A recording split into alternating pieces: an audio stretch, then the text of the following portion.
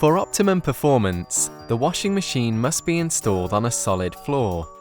Wood floors may need to be reinforced to minimize vibration. Carpeting and soft tile surfaces are not a good resistance to vibrations and can cause the washing machine to move slightly during the spin cycle.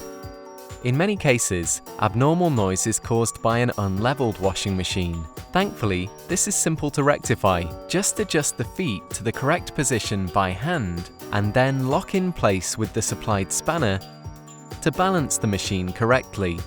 Additionally, an unbalanced load that is unevenly loaded or under minimum weight can prevent the drum from spinning or cause the drum to spin in a way that generates excessive or abnormal noise.